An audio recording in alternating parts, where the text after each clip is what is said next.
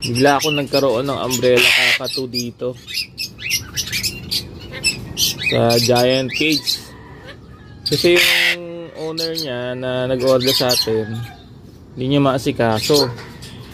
Naging busy sa negosyo, kaya pinaalagaan muna sa atin.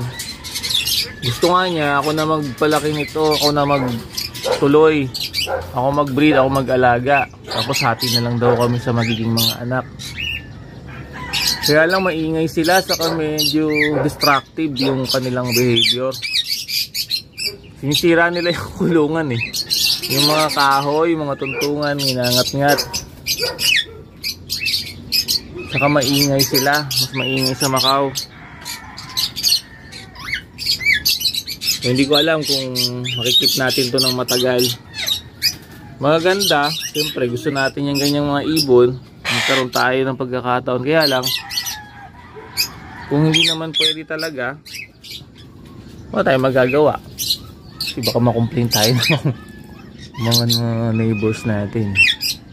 Hindi, maingay sila, umisigaw. May bata pa po ito.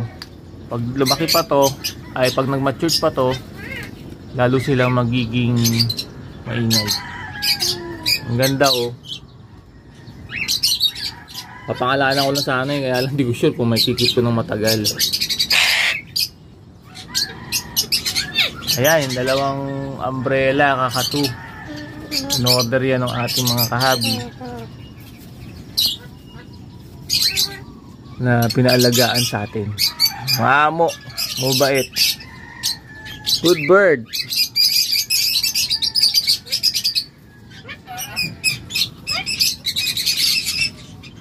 Liga. Sama ka sa akin.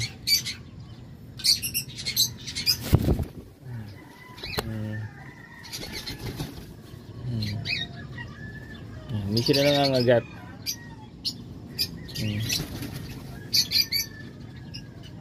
Medyo matalim lang yung kuko, kailangan i-trim. Mahal po yung ganyang uri ng ibon sa mga nagtatanong. Halika. Saan tayo? Halika. Halika.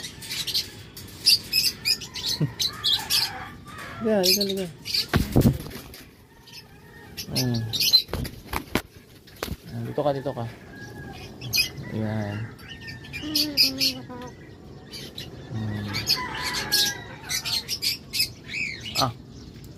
Kain muna kayo. Pipino.